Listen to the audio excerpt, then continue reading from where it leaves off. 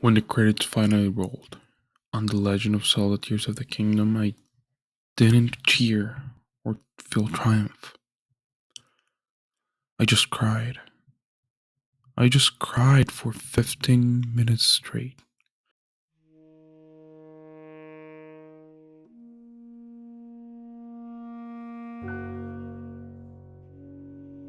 It's a strange admission to make about a game, isn't it? People cry for movies, books, or their loved ones passing. But a game, that experience, that sudden, overwhelming wave of emotion, that made me ask, is it what art is?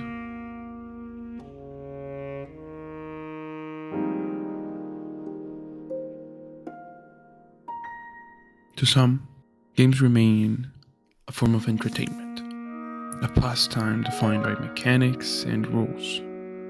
But to others, they represent one of the most innovative artistic mediums of the 21st century.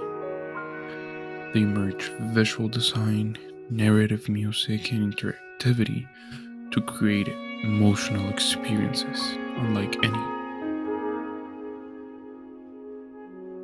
As technology continues to reshape modern culture, the line between art and entertainment grows increasingly blurred. Recognizing video games as art is essential to understanding how creativity evolves in digital spaces, how artists communicate meaning through interactivity, and how audiences engage with storytelling in new participatory ways. To dismiss this medium is to simply ignore a cultural frontier where creativity is constantly being redefined. My goal is to show you how these complex systems create beauty through both design and emotion. We're going to explore what separates a game from a toy, an animation from an emotion, metaphor, and why a well designed system can be just as expressive as a brushstroke on a canvas or 1,000 words on a piece of paper. For this, please stay with me and let's entertain the idea and answer the question first. Yes, video games are art.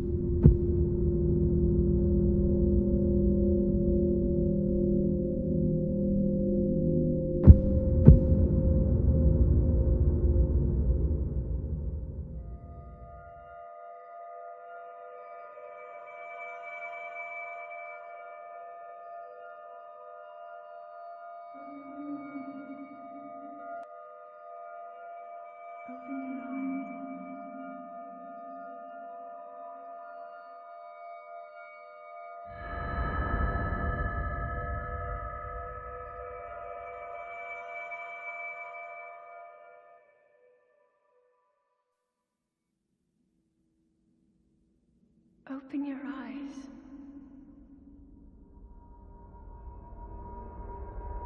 Open your eyes. Wake up, Link.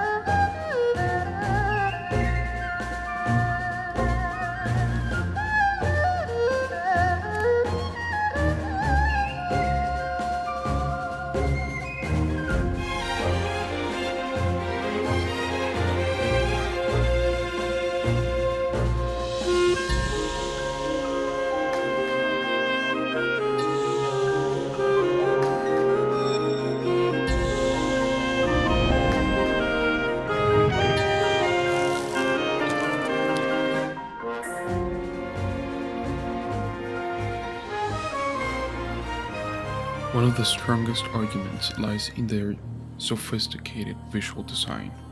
Game developers are not just programmers, they're visual artists in the truest sense, designing textures, lighting, and compositions to create experiences that elicit profound emotional responses.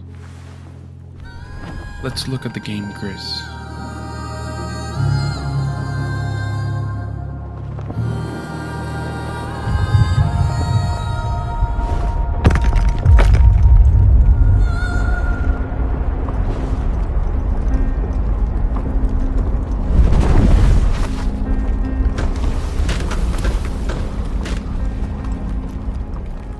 It transforms the difficult emotions of grief into a visual metaphor, using fluid watercolor environments that evolve alongside the player's emotional healing. This demonstrates an artistic sensibility comparable to expressionist painting. However, the most compelling examples go beyond mere aesthetics.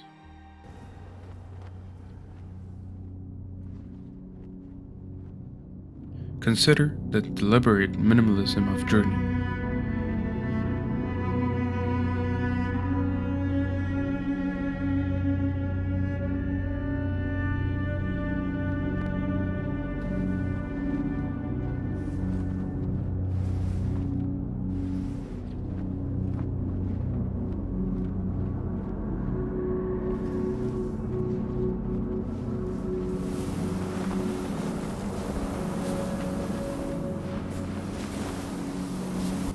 The world is designed using broad color gradients, soft lighting, and flowing landscapes to evoke introspection without relying on a single word of spoken narrative.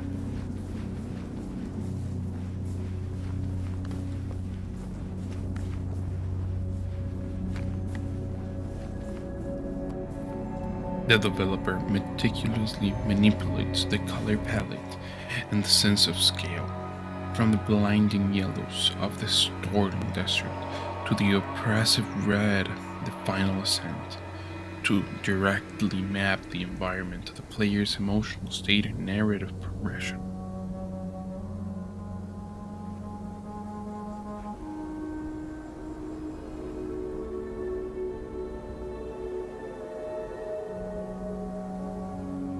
Just as painters use brushstrokes to express movement or emotion, game artists employ environments, camera angles, and animation to shape how players perceive and feel. Scholars have even compared this visual storytelling of gaming to cinematic art.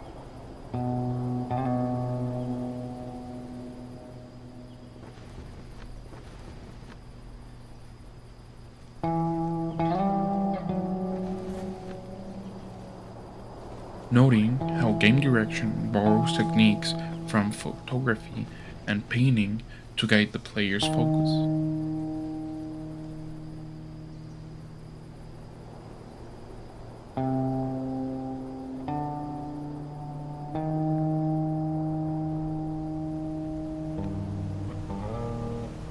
The fallen leaves tell a story.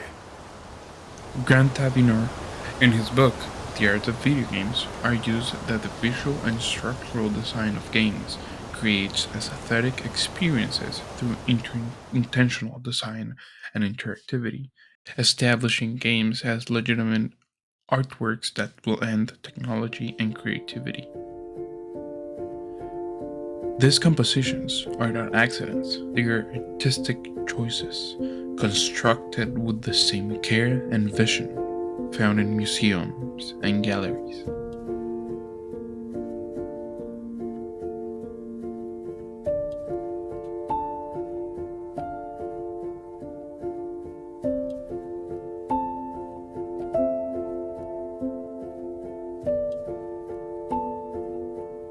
Beyond the visual and narrative components, the dynamic architecture of video games constitute a powerful, responsive form of artistic composition that manipulates players' emotions in real time.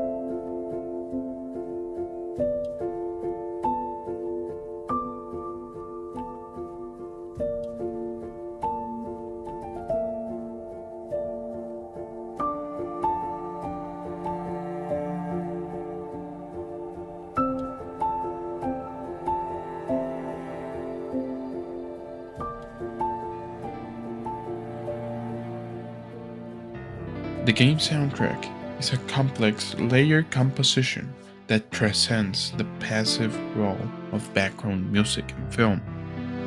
In the early years, the music was often created by the programmers themselves. Today, video game scores, however, are made by specialized game composers and even world renowned film composers such as Danny Elfman and Hans Zimmer. This shift shows how seriously the industry and the audience takes the music.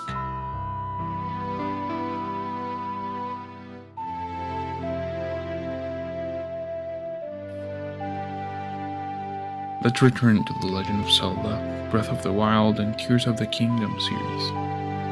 The composer, Manaka Kataoka, utilizes a minimalist score, relying on subtle piano phrases and ambient sounds that convey isolation and the vastness of exploration.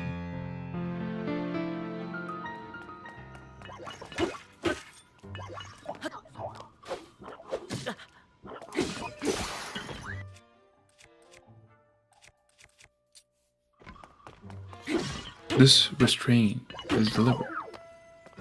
It makes this sudden, intense musical burst during a combat encounter or discovery of a new landmark far more impactful.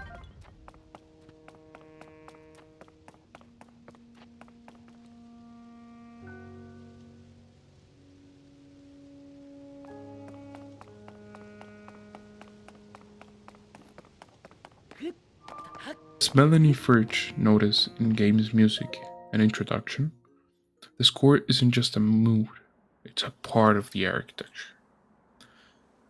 This deliberate use of sounds in music acts as a powerful non-verbal language, guiding the player's attention and reinforcing the game's emotional themes, functioning as a complete artistic composition that is temporally and functionally integrated with the player's experience. Thomas C. Scott Phillips defines art as a communicative act designed to elicit responses in others through shared cultural understanding. His pragmatic perspective reinforces the idea that art's value lies in its ability to communicate meaning. Video games, by blending narrative and interactivity, invite players to participate directly in the communication, crafting a dialogue between creator and audience that is uniquely dynamic. They don't simply portray emotion, they allow that player to experience it. If art is a reflection of the human condition, then the sophisticated narratives within a game make a powerful case for the artistic merit. Games have moved far beyond the simple cliches of the past, now experiencing love, loss, morality, and identity in ways that are deeper, personal, and ethically complex. Take, for example, the critically acclaimed narrative of Last of Us. It is a game that traces despair, selfishness, and mystery, but it's also quick to lightly breathe on the embers of hope, redemption, and love that glow within its darkness. Players are forced to inhabit a character driven by a cycle of violence and rage, constantly blurring the lines between protagonist and antagonist. The story impact doesn't come just from watching cutscenes, it comes from actively participating in the character's most brutal, emotional taxing actions.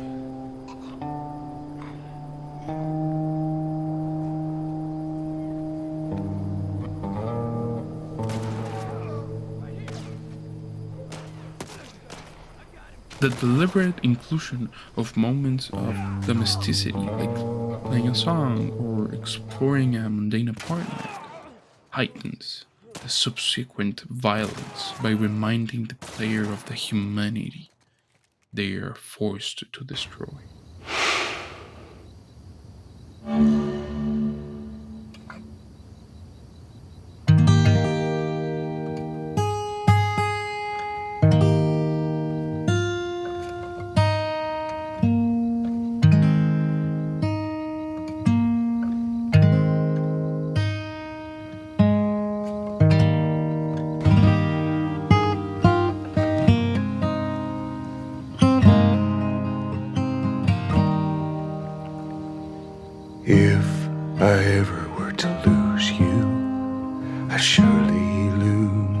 myself.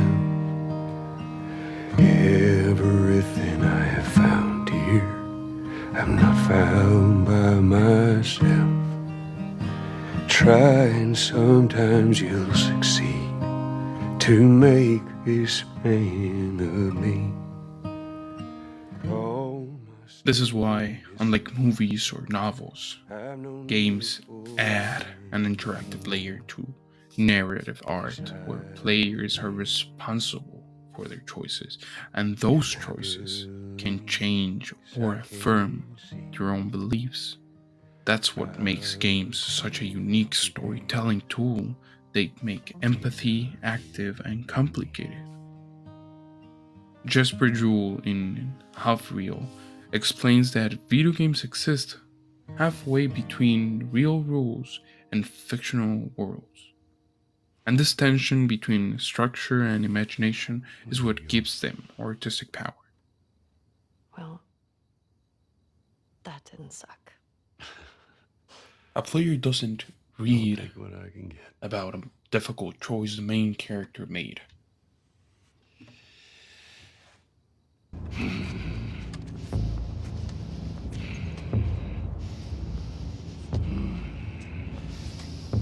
You stupid old man. You don't get to rush this. They make it.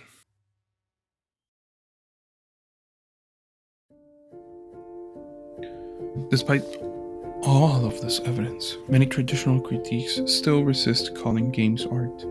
Roger Ebert, one of the most famous film critics, once wrote that video games can never be art because they depend on rules, competition, and player choice, element that, in his view, disrupt artistic control. To him, art required total authoritarian intention, not shared creation. This is an understandable but fundamentally limited concern. Herbert's critique stems from a failure to recognize the unique form of artistic control inherent in interactive media.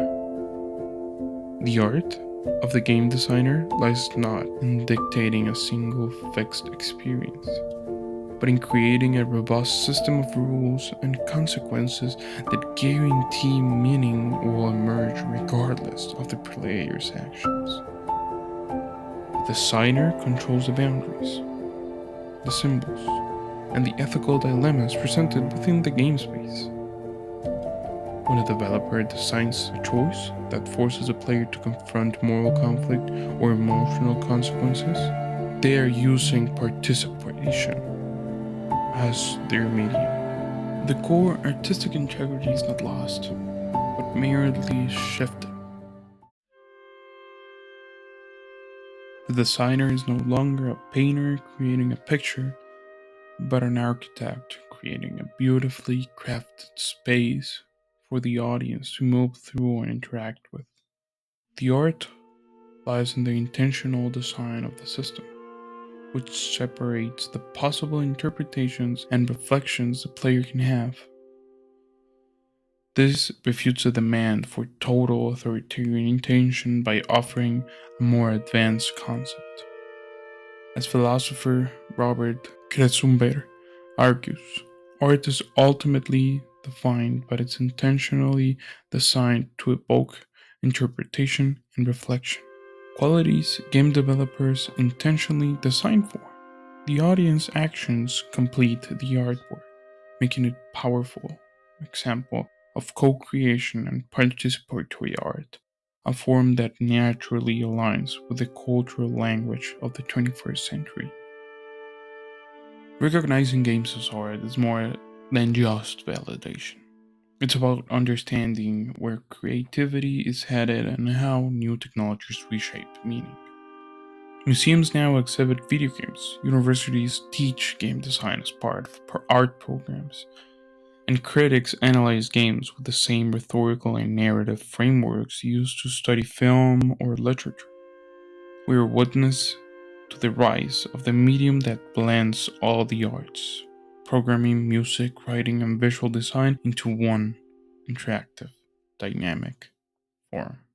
This combination of complex technical mastery and profound expressive purpose is exactly what defines modern art. To dismiss games as just entertainment is to overlook one of the most innovative, creative movements of our time. The discussion shouldn't be about whether they can be art, but about how they are art, about how they are actively redefining art itself by incorporating the audience as a necessary component of the creative process.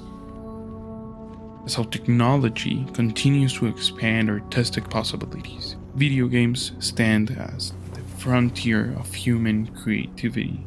Their unique ability to make the audience an active participant in the story, the emotion, and the ethical debate makes them an indispensable subject for scholarly analysis. They offer a new way to understand the human experience, one that invites us not just to observe, but to live and to ultimately to co-create. This isn't meant to settle the debate. It's an invitation to play, to explore, and to decide for yourself. After all, art has always been about connection, and few things connect us today like the worlds we build, share, and live together. So go play games. Good night.